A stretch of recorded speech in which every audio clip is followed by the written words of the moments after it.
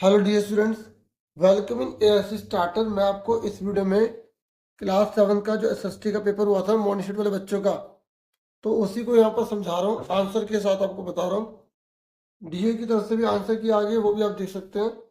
ठीक है, और इस पेपर को समझाऊंगा तो आपकी प्रैक्टिस हो जाएगी। अब देखो, मैं आप बता दूँ पेपर का सेम पैटर्न ऐसे रहेगा, और आप यहाँ पर सारा पढ़ सकते हैं कि कैसे कैसे क्वेश्चन रहने वाले हैं। ठीक है, बाकी मैं पेपर पूरा दिखा रहा हूँ, आपको पता लग जाएगा कैसे। ठीक है, देखो 15 क्वेश्चन जो एमसीक्यू टाइप रहने वाले। पहले खंड का में, सेक्शन ए में, ये इंग्लिश में लिखे हैं, यहाँ पे हिंदी में लिखे हैं। तो पहला क्वेश्चन कह रहे हैं, सिखों ने डैश व्यवस्था स्थापित की जिसके अंतर्गत किसानों से 20% लेकर उन्हें संरक्षण प्रदान किया जाएगा, मतलब उससे 20% टैक्स लिया जाएगा और उनकी सेफ्टी की जाएगी। तो इसका नाम क्या था, इस सिस्टम का नाम क्या था? इसका नाम था राखी सिस्टम। ठीक है, तो हिस्ट्री की बुक का जो आपका चैप्टर नंबर 8 है, जो लास्ट चैप्टर, मैंने इसकी वीडियो भी प्रोवाइड की है, जिन्होंने देखी होगी उनको बेनिफिट मिला होगा। ठीक है, तो मैं सभी चैप्टर की नहीं बनाई, मैंने एक ज्योग्राफी की सारी जो चैप्टर था उसकी एक वन शॉट बना दिया था। ऐसे बहुत सारे बनाए हुए आप देख रहे हो। ठीक है, बाकी आप यहाँ देखो इसे, तो ये राखी आ गया। अब देखो एक बात सुनो, आपको खुद भी काम करना है। यहाँ चौथ लिखा है, या खालसा लिखा है, ठीक है, यहाँ सरदेश मुखी लिखा है। तो आपको इनके बारे में भी नॉलेज इकट्ठी करनी है, क्योंकि मैंने आपको बोला चैप्टर 8 से, तो मैंने ये सारा समझा दिया। ठीक है, चैप्टर में आपको मिल जाएगा। बाकी आप सबको, जो बच्चे देख रहे हैं जिनको पता है, कमेंट करके इन सब के बारे में लिखे, ताकि और बच्चों की भी हेल्प हो जाए और मुझे भी अच्छा लगे। हाँ भाई, आप सब मिलजुल के हम पढ़ रहे हैं। ठीक है ना, इस तरीके से क्लियर हो गया। अब सेकंड क्वेश्चन देखो, ये कह रहा है कि प्रथम यहाँ पर कौन सी चीज सही लिखी है। यहाँ पर देखो, तो मैंने आपको वीडियो में बताया था पहले भी कि बादशाह, ये याद कर लो, बताया था ना, बाबर, हुमायूं, अकबर, जहांगीर, शाहजहां, औरंगजेब। तो ये आपको याद रखना है। ठीक है, तो सबसे पहले कौन है? बाबर आया, फिर हुमायूं आया, फिर अकबर, फिर जहांगीर, फिर शाहजहां, फिर औरंगजेब। ये मुगलों की पूरी सल्तनत का दे रखा है। सबसे ताकतवर था औरंगजेब। ठीक है ना, ये आपको रहना, वो लास्ट वाले की बात हो रही है। ताकत तो सभी थे, लास्ट में ताकतवर था। ठीक है, तो इसका आंसर क्या है? डी आ गया। फिर उसके बाद थर्ड है ये कह रहा है कि दिल्ली सल्तनत के संदर्भ में निम्नलिखित कथनों को पढ़कर आपको सही बताना है। देखिए, आपको ये याद रखना है, यहाँ पर गुलामों को फारसी में बंदगा कहा जाता है, बिल्कुल ठीक है। ठीक है, जो स्लेव्स होते हैं ना, उसे हम बंदुका कहते हैं। ठीक है, रजिया जो थी वो डॉटर थी सुल्तान इल्तुतमिश की, ये भी ट्रू है। ठीक है, रजिया सुल्तान जो थी ना, वो ये कह रहा है काकतिया डायनेस्टी से बिलोंग करती थी। ऐसा नहीं था, वो ममलूक से बिलोंग करती थी। इससे, ममलूक से, ये आपको याद रखना है। ठीक है, तो इसका आंसर क्या आ जाएगा? सी। वैसे तो हमारे पास आंसर की है ना, लेकिन थोड़ा आपको समझाऊंगा तो आपको ज़्यादा सही रहेगा। फिर यहाँ देखो फोर्थ है, ये कह रहा है निम्नलिखित में से कौन सा कथन मुगल शासकों के संदर्भ में सही था। तो देखो, कौन कौन सी बात इसमें सही थी आपको अच्छे से पता होनी चाहिए।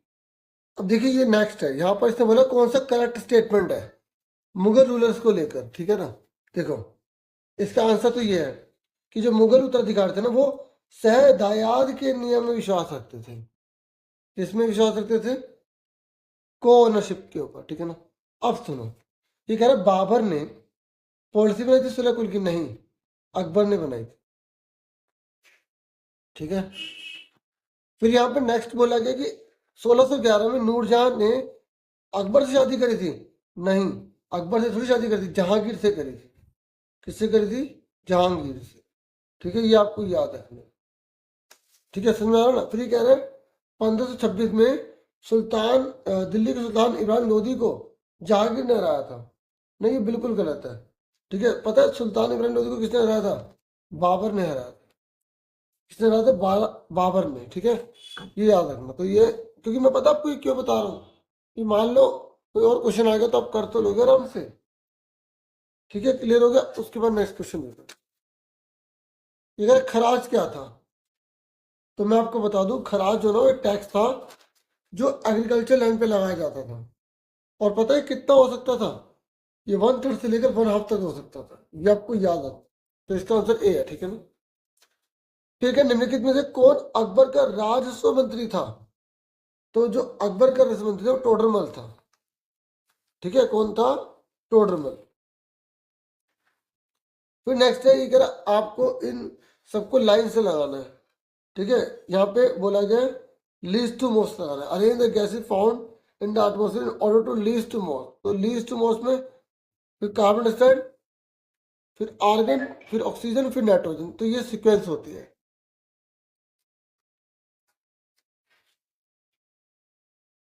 पता मतलब इसे अरेंज कैसे करना था? देखो बहुत आसान है। नाइट्रोजन जो है वो 78% के आसपास होती है, ऑक्सीजन 21 के आसपास होती है, कार्बन डाइऑक्साइड 0 पॉइंट, अब कहीं पर 0.3 लिखा है। ठीक है, और कहीं पर जो है वो उसकी मात्रा 0.04 के अराउंड लिखा है। ठीक है, चलो 0.03 या 0.04 जो भी है ना, मान लेते 3 है, लेकिन आर्गन तो 0.9 के अराउंड है ना, तो इसने लीस्ट टू मोस्ट बोला था, तो ये इस तरीके से ये आंसर हो जाएगा। और वैसे भी बच्चों को पता ही होगा कि नाइट्रोजन तो सबसे ज्यादा है, लास्ट में आना चाहिए, ये तो आसान था ना। ठीक है, उसके बाद नेक्स्ट देखो, ये कह रहे हैं जैवीय पर्यावरण का उदाहरण बताइए। देखो आपको पता होना चाहिए बायोटिक एनवायरमेंट है ना, और एक होता है अबायोटिक एनवायरमेंट, एक होता है अबायोटिक, एक होता है बायोटिक, एक होता है अबायोटिक। बायोटिक किसे कहते हैं? बायोटिक जो जिंदा होता है, अबायोटिक जो जिंदा नहीं होता। ठीक है, पर ये याद रखना दोनों के दोनों ना नेचुरल होते हैं। ठीक है, जैवीय और अजैवीय, जैवीय और अजैवीय। तो जो बायोटिक होते हैं ना उसमें पेड़ पौधे आ जाएंगे, और जो अजैवीय होते हैं ना उसमें स्टोन, सॉइल, एयर, इस तरीके से आते हैं। फिर क्या आइडेंटिफाई कीजिए रॉन्ग मैच को। ठीक है, अगर आपसे एक बात और, अगर ये बायोटिक पूछ रहा है तो आप प्लांट बता दोगे, एनिमल्स बता दोगे अगर दे रखा है तो। अब बायोटिक में एयर, सॉइल, स्टोन आएंगे। ठीक है, याद रखना। फिर कह रहा है आपको गलत मैचिंग बतानी है। तो ये कह रहा है जो ये तीनों के तीनों कौन है? आपको पता है ये तीनों के तीनों क्या है? ये महाद्वीप ही तो है ना, लेकिन ब्राजील महाद्वीप थोड़ी है, ब्राजील तो एक देश है ना। आपको पता होना चाहिए कि हमारे इस अर्थ पर कितने कंटिनेंट हैं? 7 है टोटल। ठीक है, पहला है एशिया, ठीक है, दूसरा है अफ्रीका, ठीक है, फिर है नॉर्थ अमेरिका, उत्तरी अमेरिका, फिर ठीक है, फिर उसके बाद है साउथ अमेरिका, फिर अंटार्कटिका, फिर यूरोप, ठीक है, उसके बाद है ऑस्ट्रेलिया। ये आपको याद रखना है। ठीक है, मैंने बता दिया। तो ब्राजील तो उसमें आता ही नहीं है, तो इसलिए ब्राजील इसका आंसर हो जाएगा। अभी कह रहे कौन सा लवणीय जल है, मतलब कौन सा नमक वाला है? तो नमक वाले में महासागर आ जाएंगे, ठीक है ना, और ये मीठे पानी वाले हो जाएंगे। ठीक है, फ्रेश वाटर भी बोल सकते हैं, ओशन आ गया इसका आंसर। 11वीं करें कि वर्ल्ड एनवायरमेंट डे कब सेलिब्रेट किया जाता है? तो आपको पता होना चाहिए कि 5 जून को सेलिब्रेट किया जाता है। देखिए मैं आपको बता दूं, ये तो हमें पता ही है 5 जून को वर्ल्ड एनवायरमेंट डे मनाया जाता है, लेकिन आपको 22 मार्च को याद रखना है। ठीक है, इसी महीने में इस दिन वर्ल्ड वाटर डे मनाया जाता है।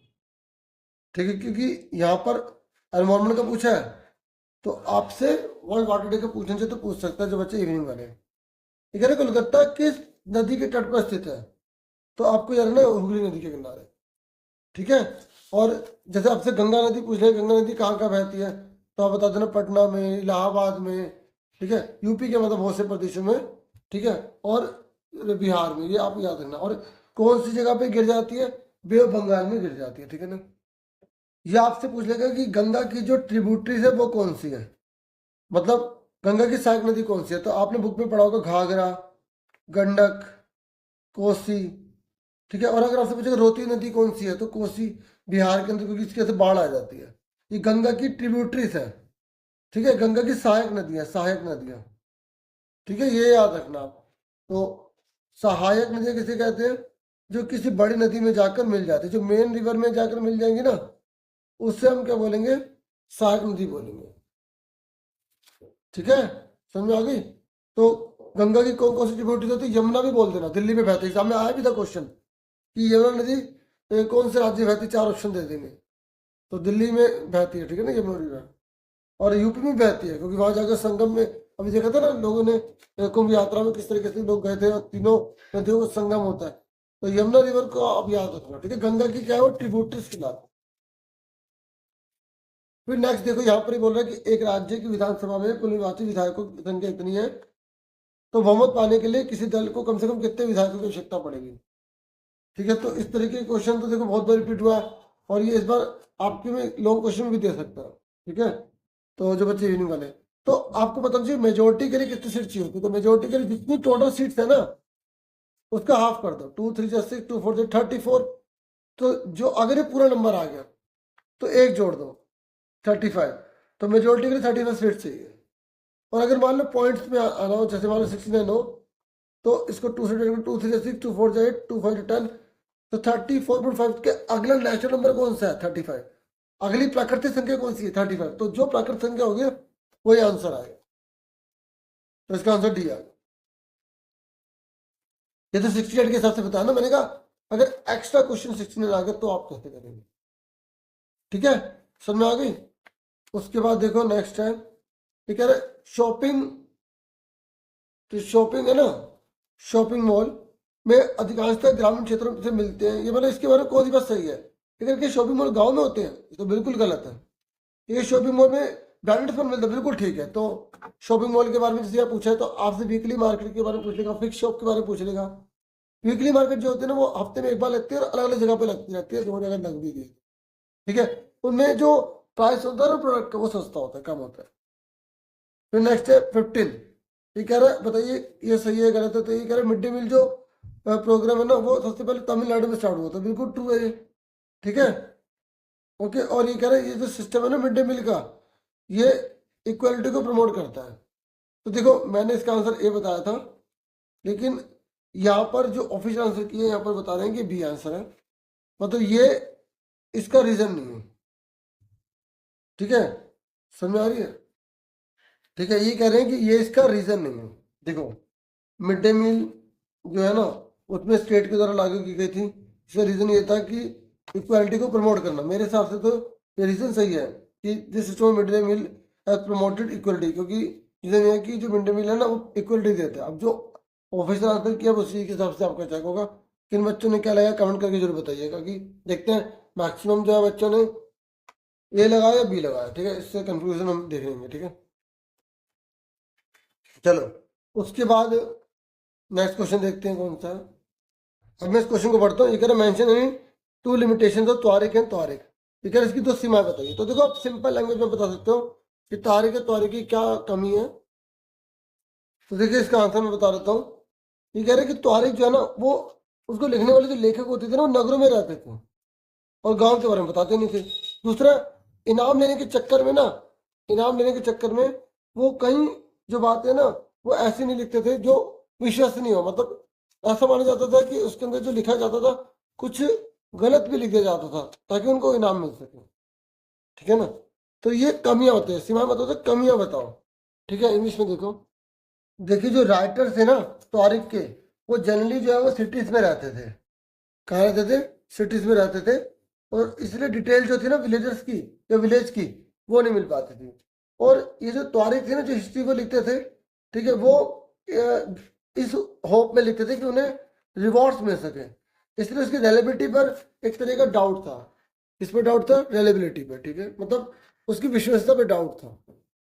फिर अगर ये नहीं करना तो ये कर सकते हो कि जो मुक्ति है ना, उसके दो काम कौन से थे।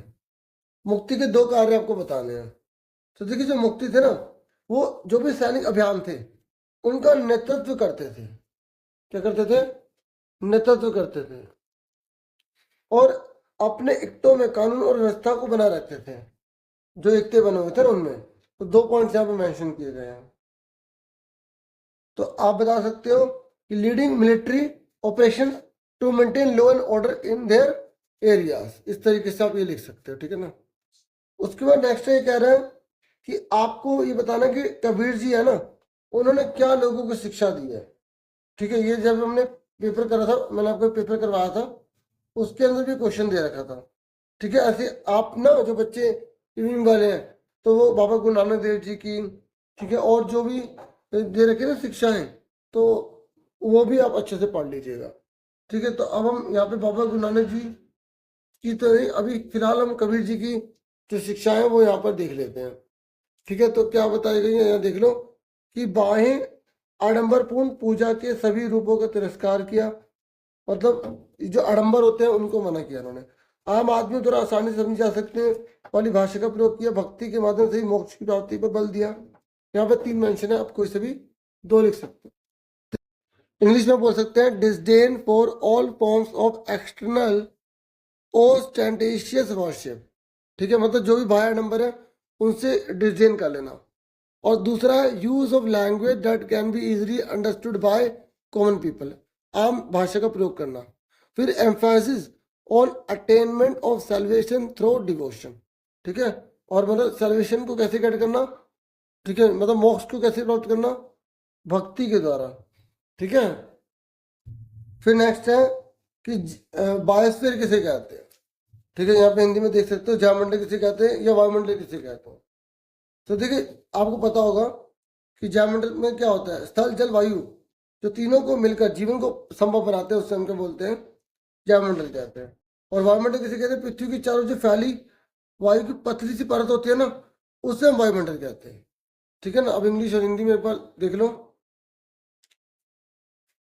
ठीक है, ये जयमंडल है, पृथ्वी पर वह संकीर्ण क्षेत्र जहाँ स्थल जल और वायु मिलकर जीवन को संभव बनाते हैं जयमंडल कहलाता है। और वायुमंडल पृथ्वी के चारों ओर फैली वायु की पतली परत को वायुमंडल कहते हैं। ठीक है, तो दोनों में सबको एक करना था।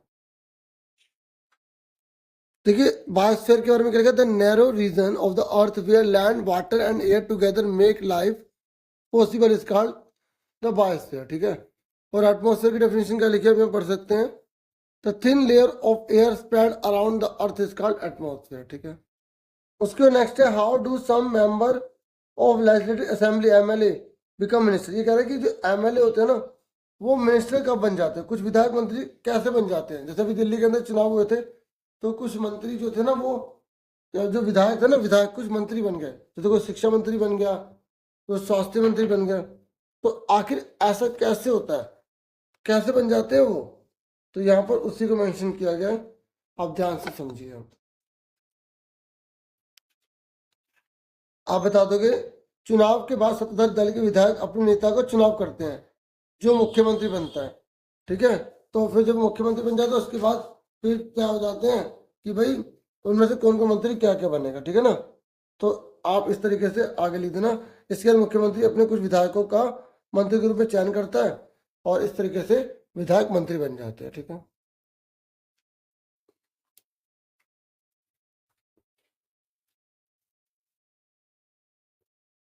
तो आप इंग्लिश में लिखेंगे after the election the MLA of the ruling party elect their leader who becomes the chief minister. पहले हो गया, पहले चीफ मिनिस्टर बन गया। फिर सेकंड पार्ट में लिखोगे after this the chief minister select some of his MLA as minister. बस खत्म। इस तरीके से जो चीफ मिनिस्टर होता है वो जिस विधायकों को मंत्री बनाना चाहता है तो आराम से वो मंत्री बना सकता है। ठीक है ना, उसके बाद नेक्स्ट यहाँ पर देखो क्वेश्चन, देखो ये कह रहे यदि आपको मोबाइल फोन खरीदना हो तो उसे आप किस प्रकार के बाजार से खरीदना पसंद करेंगे और क्यों। देखो कितना आसान क्वेश्चन पूछा गया है। ये कह रहे if you want to buy a mobile phone, अगर आपको मोबाइल फोन चाहिए, from which type of the market would you like to buy it और एंड वाई, तो आप कौन सी मार्केट से खरीदेंगे और क्यों खरीदेंगे। ठीक है, तो यहाँ पर आप आंसर देख लो। ये कह रहे हैं कि विद्यार्थी अपना उत्तर खुद देंगे, तो आप ये लिख दोगे हम जो है ना परमानेंट शॉप से मोबाइल को बाय करेंगे, क्योंकि परमानेंट शॉप में हमें गारंटी मिल जाएगी, हमें अगर कल को कोई प्रॉब्लम आएगी तो हम उससे सीधा कांटेक्ट कर सकते हैं। ठीक है, फिक्स शॉप जो होती है, तो इस तरीके से अगर आपको बच्चा कह रहा है कि सर मैं तो मॉल लिखूंगा, तो क्योंकि मॉल से ब्रांडेड सामान मिलता है, वहाँ नकली सामान मिलने के कोई चांसेस नहीं है, तो वो भी लिख सकता है। ठीक है, बना बना के आपको लिखना होगा जो भी आप लिखोगे। तो देखिए यहाँ पर ऑप्शन में क्वेश्चन था कि आपका होलसेल जो मार्केट है ना उसके बारे में बताना, उसकी इंपॉर्टेंस क्या है। तो आप बता दोगे बना बना के, जो थोक व्यापारी किसे कहते हैं बच्चों, जो प्रोड्यूसर से ना सामान लेकर फुटकर को बेचते हैं, रिटेलर्स को बेचते हैं, और ये जो प्रोड्यूसर होते हैं ना उनको उधार भी दे देते हैं उनके माल को गोदाम में अपने रख भी लेते हैं, ठीक है ना। तो आप यहाँ पे पढ़ सकते हैं क्या क्या मेंशन किया गया, बना बना के उसे बता सकते हैं, ठीक है। तो ये मैं आपको इंग्लिश में मतलब मैंने यहाँ पे हिंदी में समझा दिया, इंग्लिश वाले बच्चे इसको बना बना के लिख लेंगे, ठीक है ना। तो बाकी अब ये इंग्लिश में पढ़ना चाहते हो तो मैं आपको दिखा देता हूँ। इंग्लिश में लिखना है तो अब यहाँ से लिख सकते हो, it acts as a link between the producer and the consumer. ये कंज्यूमर और प्रोड्यूसर के बीच में एक लिंक का काम करता है। वैसे रिटेलर लिखो तो ज़्यादा बेटर रहेगा। और जो होलसेलर होता है ना, वो क्या करता है, परचेज करता है गुड्स को प्रोड्यूसर से बहुत बड़ी क्वांटिटी में, लार्ज क्वांटिटी में, और सेल कर देता है उसको छोटी छोटी क्वांटिटी में रिटेलर्स को, और उसके बाद वो कंज्यूमर के पास चला जाता है, ठीक है। और ये कह रहा है अगर बहुत सारे इन इट्स एब्सेंस, अगर वो नहीं होगा तो एसेंशियल जो आइटम होता है ना वो कंज्यूमर तक नहीं पहुंच पाएंगे। तो ये टाइम को बचा देते हैं, मनी को बचा देते हैं, टाइम को भी और मनी को भी बचा देते हैं, ठीक है।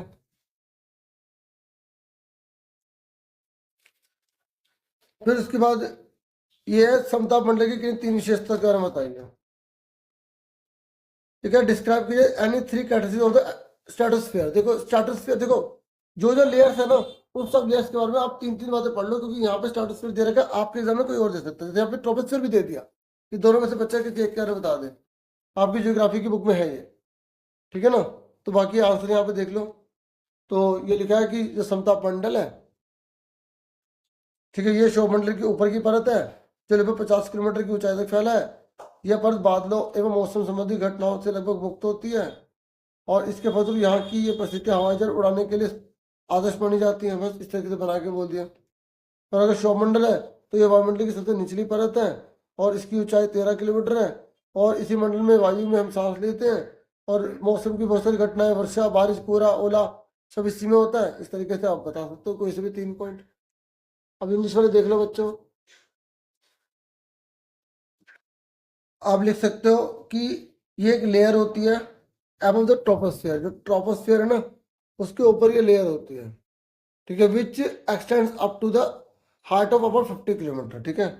उसके बाद ये जो लेयर होती है ना ये फ्री होती है फ्रॉम किसी क्लाउड से, इसमें क्लाउड वगैरह नहीं होते हैं, ठीक है, बादल की कोई प्रॉब्लम नहीं होती इसमें। फिर लिख दोगे as a result the condition here are ideal for flying aeroplane. यहाँ पे एरोप्लेन वगैरह उड़ सकते हैं, ठीक है। तो लिखे चौथे में कोई भी बच्चा लिखे ना तो उसका नंबर जरूर दे, ठीक है ना। अब इसकी और ट्रोपोस्फेयर सुन लो। ये कह रहा है ये जो होते हैं लोएस्ट लेयर होती है एटमोस्फेयर की, और इसकी हाइट एवरेज 13 किलोमीटर है, और हम जो सांस लेते हैं इसी में लेते हैं। ये कह रहा है ऑलमोस्ट जितने वेदर होते हैं ना, जैसे रेन हो गया, फॉग हो गया, हेलस्टोन हो गया, वो इसी में आकर होते हैं, ठीक है ना। इस तरीके से आंसर हो गया। नेक्स्ट देखो,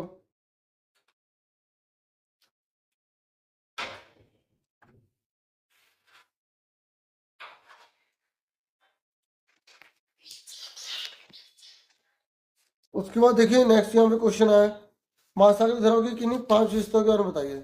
अब जैसे इस चैप्टर में जो 3 प्रकार की बारिश है ना, वर्षा कौन कौन सी होती है, और हवा के बारे में, तो वो भी आप क्वेश्चन वगैरह कर लेना, मतलब कौन कौन सी पवनें होती है तो वो क्वेश्चन भी आप कर लेना, ठीक है। जो बाकी वीडियोस में वो तो आप देखोगे। ये 5 नंबर में दे रखे ओशन करंट के बारे में, और ये नहीं पता तो सुनामी क्या होती है, और ये मनुष्य की लाइफ को कैसे इफेक्ट करती है, आपको ये बताना है, ठीक है। ये देख लो। तो देखिए आंसर देख लो, यहाँ पे 5 6 पॉइंट बताए टोटल इसके, ठीक है। तो महासागरीय सतह पर नियमित रूप से बहने वाली ये जलधारा होती है। ये गर्म ठंडी दोनों हो सकती है। गर्म धाराएं भूमध्य रेखा के निकट उत्पन्न होती है और ध्रुवों की ओर प्रवाहित होती है, ये आपको याद रखना है। तापमान को प्रभावित करती है, और यहाँ बता रखा है कि गर्म और ठंडी जलधारा के मिलने का स्थान सर्वोत्तम मत्स्य क्षेत्र में मछली बहुत ज़्यादा पाली जा सकती है, और नौ संचालन में बाधा होती है यहाँ पर, मतलब नाव वगैरह चलाने में वो दिक्कत होती है। इंग्लिश में देख लो, ये कह रहे regular current of water flowing on the ocean surface, ठीक है। ये कहाँ बहता है, ऑन द ओशन सरफेस बहता है। ये कह रहे वार्म और कोल्ड करंट होता है इसमें। वार्म जो करंट होता है वो ऑरिजिनेट होता है नियर द इक्वेटर, और कहाँ बहता है, पोल्स की तरफ जाता है, ठीक है। और आपको यह रखना है कि इससे टेम्परेचर बहुत ज़्यादा इफेक्ट होता है, ठीक है। और ये कह रहा है क्योंकि यहाँ पर वार्म और कोल्ड दोनों करंट, मतलब जल की धारा बहती है ना, तो ये मछली पालन के लिए बहुत ज़्यादा अच्छा है, फिशिंग के लिए बहुत ज़्यादा अच्छा है। और छठा आप ये बता सकते हो कि ऑब्स्ट्रक्शन टू नेविगेशन, मतलब जैसे नाव वगैरह चलाने तो उसमें बहुत ज़्यादा प्रॉब्लम क्रिएट कर देता है। देखिए अगर ये नहीं करना तो फिर सुनामी वाला था। ठीक है, तो इसका आंसर आप देख लो, ये आप पढ़ सकते हैं कि समुद्र के अंदर जो भूकंप आता है, जो ज्वालामुखी फट जाते हैं, तो उससे आ जाती है सुनामी। और ये कितनी ऊंची जा सकती है, 15-15 मीटर ऊपर जा सकती है। और भारत में 26 नवंबर 2004 को आई थी, है ना। ये सारे पॉइंट आप पढ़ लो, देख लो। ठीक है, 4 पॉइंट बताए इन्होंने यहाँ पर। देखिए बता रखा है कि लार्ज अमाउंट ऑफ जो ओशन है ना वाटर का, वो डिस्प्लेस हो जाता है ये अर्थक्वेक की वजह से। और ब्लू वाटर, इसमें लैंडस्लाइड्स आते रहते हैं। ठीक है, और ये कह रहा है as result huge tidal waves up to 15-15 metre ऊंची आ जाती हैं। ये कह रहा है अर्थ, इसमें ये सुनामीज होती हैं और इससे ह्यूज लॉस हो जाता है लाइफ का, प्रॉपर्टी का। और 26 दिसंबर 2004 को जो है ना, ये सुनामी जो है आई थी। ठीक है ना, और ये इसने इंडिया, इंदिरा पॉइंट को, साउथर मोस्ट पॉइंट को, ठीक है, और इंडिया के बॉर्डर के उस हिस्से को पूरी तरह से पानी में डुबो दिया। ये आपको याद रखना है।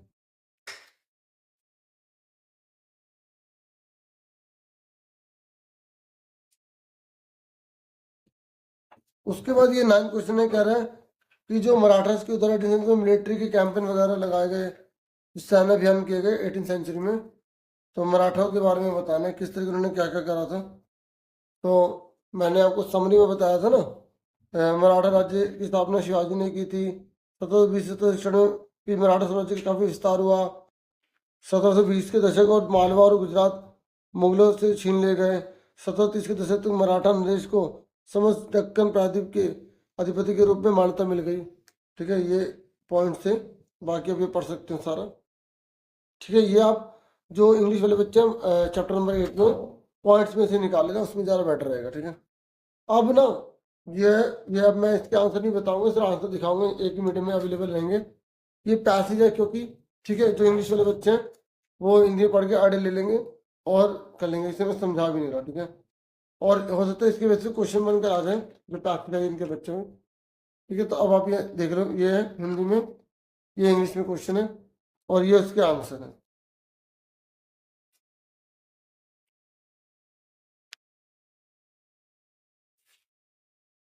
ठीक है, अमेजन के रिगार्डिंग है, ये देख सकते हैं आप आंसर।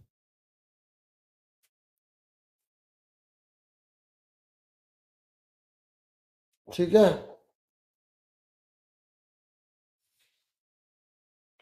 अब हम 11वां क्वेश्चन देखेंगे।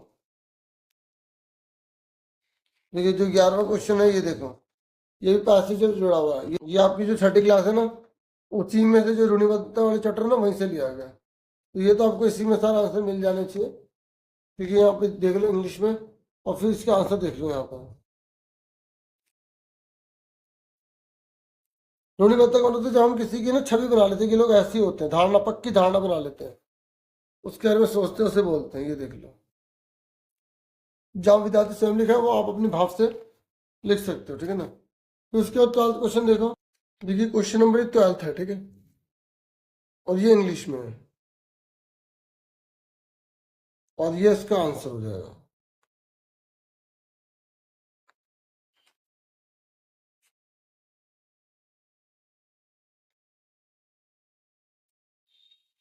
उसके बाद 13 क्वेश्चन देख लो। देखो पैसेज छोड़ना मत। ठीक है, जिनने चैप्टर पढ़ा है आराम से करेगा, नहीं पढ़ा तो पैसेज से आपको हिंट मिल जाएगी। ठीक है, आराम से देख लो। 13 है,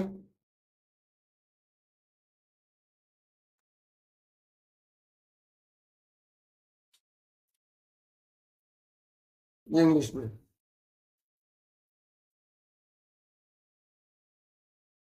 उसके बाद सेक्शन नंबर एफ है, मैं इसका आंसर दिखा रहा हूँ पहले, है ना, 13 के।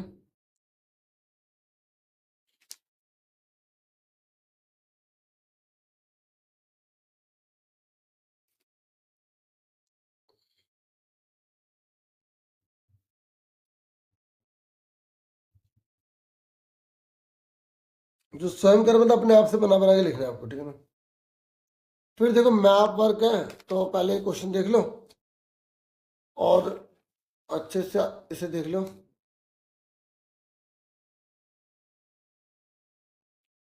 अब इसका आंसर देख लो, ये भी ना आप इसे पढ़ लेना क्योंकि ये क्वेश्चन बन के आ रहा था एग्जाम में। ठीक है, एमसीक्यू में। तो ये मैप जो है ना इसका, मैं भी आपको बताता हूँ। ये पहले जो अभी दिखाया था ना क्वेश्चन, जो मैंने कहा था क्वेश्चन बन के आ जाते हैं, जो दृष्टि वाले बच्चों के लिए वो वाले, ठीक है, ये आपने देख लो। तो जैसे गीत गोविंद की रचना किसने करी? जयदेव ने करी, ऐसे। और 1699 में खालसा पंथ की स्थापना किसने करी? गुरु गोविंद सिंह ने। अब ना मैप वाले जो देख लो मैप, एक इसका एफ रह गया था ना, ये वाला, ठीक है, ननकाना साहब तलवंडी, ठीक है ना, गुरु नानक जी का जो जन्म हुआ था। अब मैप देख लो, मैप पूरा देख लो। पंजाब कहाँ है? असम, वेस्ट बंगाल, ये जैसे दिल्ली है, हरियाणा है, यूपी है, ये आपको सब पता होना चाहिए। गुजरात, ठीक है ना, फिर गुजरात, वेस्ट बंगाल, तो ये कर्नाटक, तमिलनाडु, केरल, केरल, तमिलनाडु, कर्नाटक, आंध्र प्रदेश, ठीक है, ये सारा आपको याद होना चाहिए, ठीक है ना, अच्छे से इसको कर लो।